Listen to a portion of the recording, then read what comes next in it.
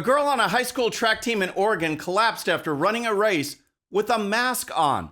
Senator Tim Scott gets attacked by the radical left for daring to speak out against Joe Biden. Plus, could we be seeing a Trump-DeSantis ticket?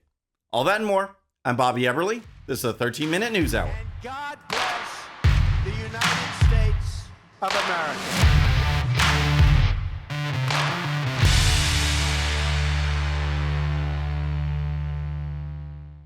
All right, friends, welcome to the show. Happy Friday. I hope you had a great week. If you're new to the show, thank you so much for tuning in. We're going to start with face masks because enough is enough. The Democrats in the media, in the radical left, they want to keep us locked down, living in fear, and wearing these ridiculous masks, even when, and especially when, there's no science to back it up. 85% of people who have gotten COVID are regular mask users. There was a study in Denmark of thousands of people. It showed very little difference in infection rates between mask wearers and non-mask wearers. But here's the thing. The left doesn't care about following the science. The science says kids should be back in school. And yet in many places, they're still locked down or heavily restricted. There's never been any science at all about the 6-foot social distancing. They just pulled that out of the air. But it doesn't matter to the left. And you know what else doesn't follow the science? Kids wearing face masks. High school athletes wearing face masks. This week in Oregon, a girl was at a track meet running the 800-meter event. She collapsed because she had a mask on. And here's the story. Maggie Williams just seconds away from setting the Summit School record in the 800-meter. A moment of glory, overshadowed by this moment of concern. Williams finished in 2 minutes and 8 seconds, collapsing as she crossed the finish line. So she's running full blast with a mask on. What do these idiot administrators think is going to happen? Do they honestly think that's healthy? Do they honestly believe that's safe? I mean, give me a break. Here's more. I felt like I just wasn't being able to get a full breath, and multiple times of that happening, not being able to get enough air, I just felt super dizzy and then eventually passed out. Williams blames her lack of oxygen on the mask she's required to wear during competition. Clearly in the past this has never happened, and then this race that I was wearing a mask, it did happen, which I don't think is a coincidence. Do you think it's a coincidence? I don't think so. And here's the thing. So much of this is about the optics. Look at Joe Biden's address before Congress. Everyone there masked up, yet they're all fully vaccinated. They've had the vaccination. Nancy Pelosi looked like she was about to pass out with her bug eyes hyperventilating because of her masks. They don't need it. They're all vaccinated. And how about earlier this week with Joe Biden's outdoor speech? He gave a speech at his podium talking about new CDC guidelines, saying that if you're fully vaccinated and you're outside and not around a lot of people, you don't need a mask. How did he do it? How did he announce this? Check it out.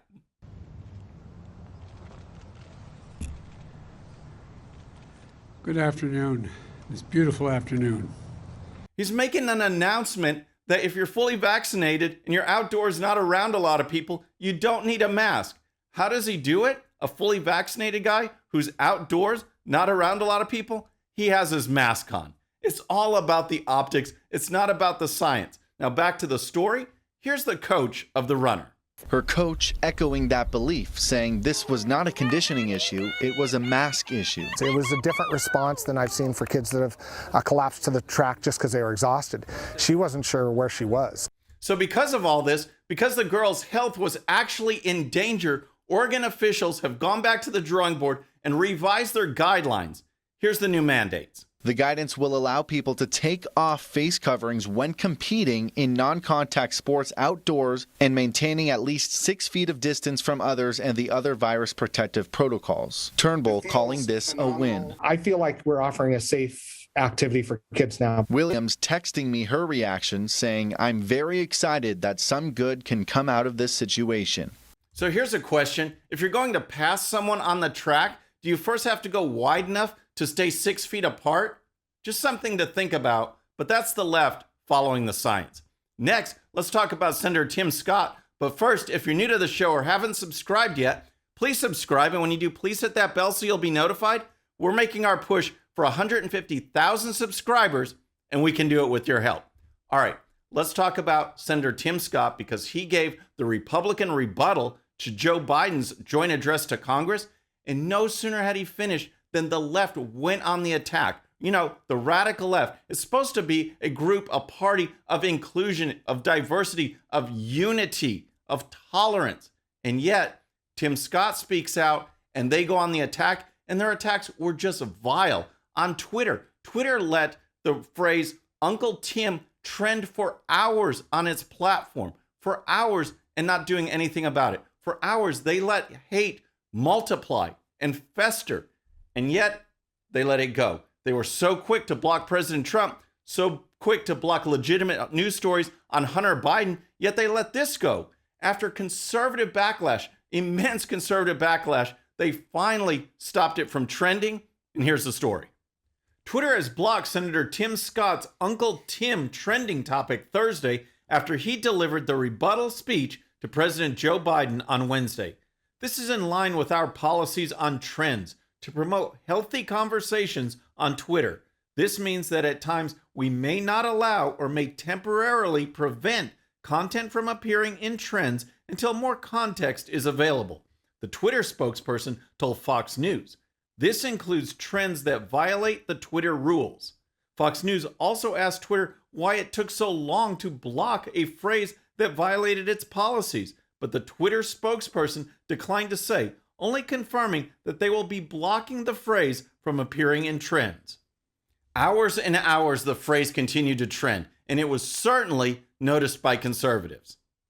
Uncle Tim is trending on Twitter right now because apparently it's okay to use racist epithets as long as they're directed at a Republican. Pretty accurate description right there. And Twitter and all these other platforms, it's clear they have one standard for conservatives and a different standard for the radical left. Now, Senator Tim Scott, he was on Fox News yesterday. He was talking about this. And after addressing the Uncle Tim Twitter controversy, he said this. It was not upsetting, certainly, but it was so disappointing that those people who want to be respected and given the opportunity to live their lives any way they want to, they don't want the same thing for you and me, Steve. What they want for us is for us to stay in a little small corner and not go against the tide that they think is America. Their America and my America aren't the same America if, in fact, they think that discriminating is the fastest way to end discrimination. The left-wing media, of course, came down on Scott, attacking him for everything. Dana Bash over at CNN said Scott was lying about Georgia's new voting law. Nicole Wallace over at MSNBC, she must have gotten that same memo because she said the same thing. Check it out. I think that the most reprehensible thing in the eyes of clear-eyed people of any party about the Georgia law, the reason Major League Baseball left isn't because it makes it easier to vote in Georgia than in Democratic-run New York, is you know, again, if you're so proud of the lie, tell the truth about it. The lie would have removed Republican Brad Raffensperger from a decision-making place. So it's just disingenuous to say that the law is so good, we're so proud of it. If it were that good, Major League Baseball wouldn't have moved the game. So did you get that? Wallace blasts Scott for defending the Georgia voting law, basically flat out calling him a liar. But the best part is her justification, how she knows the Georgia voting law is bad. And why? Because Major League Baseball is moving the All-Star game out of Atlanta. All these corporations are going ultra woke, not following common sense at all. Major League Baseball is joining them, but that's her justification. So if Major League Baseball says the law is bad, it must be bad. Think about that one. So next, let's talk about former President Trump. He recently spoke with Maria Bartiromo over at Fox Business, and it came up. 2024, could there possibly be a Trump-DeSantis ticket? Now, Ron DeSantis, the governor of Florida, is making a lot of headlines. He is very popular within Republican circles because he is doing Trump while Trump isn't here. He is blasting the Democrats, and he is following common sense. He's not doing mask mandates. He's not doing lockdowns. He is speaking out and gaining popularity. So Maria asked him, could there possibly be a Trump-DeSantis ticket? And here's the exchange. Mr. President, would you consider a running mate in Ron DeSantis? A lot of conversation about your relationship with Ron DeSantis. You're seeing him more in Florida. Would he be your pick for Well, he's VP? a friend of mine. I endorsed Ron, and after I endorsed him, he took off like a rocket ship. He's done a great job as governor. A lot of people like that. You know, I'm just saying what I read and what you read. They love that ticket. But certainly Ron would be considered. He's a great guy.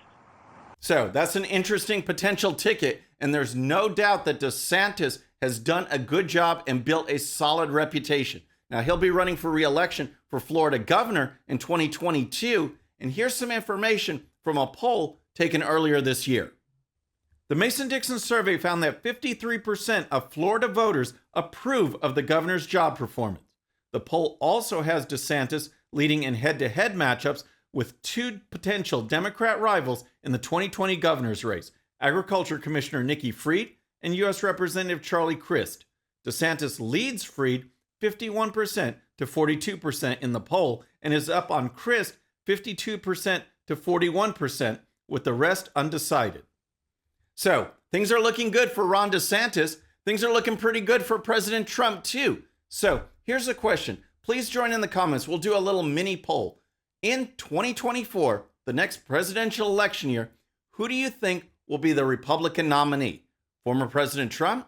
Governor Ron DeSantis? Someone else? Let me know in the comments. All right, so we've had a girl running with a mask on and collapsing. We've got the radical left attacking a black senator. We need to ask them, do you have a relaxed brain? I got what you call, like, I don't know, a relaxed brain. So, first we have a person who will give Alexandria Ocasio-Cortez a run for her money as the top dog in relaxed brain, and that's Hunter Biden. And just to show you that there are no education standards left in America, Tulane University has hired Hunter Biden as an instructor. He will be teaching a class at Tulane University. What's the class? What's the topic? Here's the story. Hunter Biden got a speaking gig at Tulane University. What's he going to talk about? Well, you're going to love this one, Stu, a topic that many would say Hunter Biden could probably boast a PhD in. Fake news. The first son will join a class to discuss how media polarization and fake news impact public policy making in Washington, D.C. So, can you believe this? Hunter Biden teaching a class on fake news. I don't even know where to start on that one. But we're going to stay on the education topic because recently in a Zoom presentation, here's a Zoom presentation at a university between a student and a professor. It was on cancel culture, and the student was talking about police officers as heroes, and the professor kept butting in, kept interrupting to push her left-wing narrative. So first, let's talk about what she said. Here are her theories on policing. Honestly, the whole reason police, it is systemic. The issue is systemic because the whole reason we have police departments in the first place, where did it stem from? What's our history? Going back to what Jeremy was talking about, what does it stem from? It stems from people in the South wanting to capture runaway slaves. Wow. What do you even say to that? But now watch this. Here's the exchange. And again, you got to remember, this is between a student and a professor. And watch the student's face at the end. I think cops are heroes and they have to have a difficult job, but we have to have that all of fine them? life. Oh, I'd say a good majority of them. You have bad people in every business and every part. Yeah. Well, a lot of police officers have committed atrocious crimes and have gotten away with it and have never been convicted of any of it. And I say this as a person who has family members. Oh my gosh, he just can't take it anymore. That face just summed up everything. But this is the state of education today. It's left-wing indoctrination, and there's just example after example after example. So now let's move on to some breaking headlines from the Babylon Bee, who just announced some new guidelines from the CDC. CDC now recommends wearing a seatbelt even when you're outside the car. Oh my gosh, the only thing better would probably been like Dr. Fauci or Joe Biden with that seatbelt, but that's how much sense they make.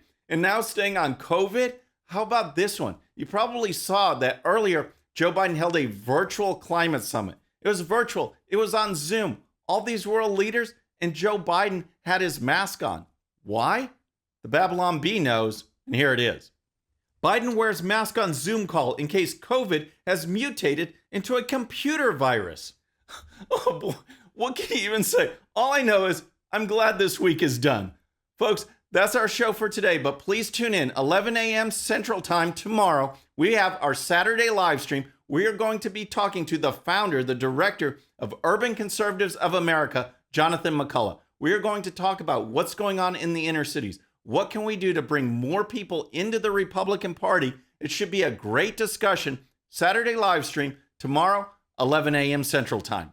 All right, so that's our show for today. But before you go, please subscribe. And when you do, please hit that bell so you'll be notified. And we'll see you next time. I'm Bobby Eberle. This is the 13-Minute News Hour.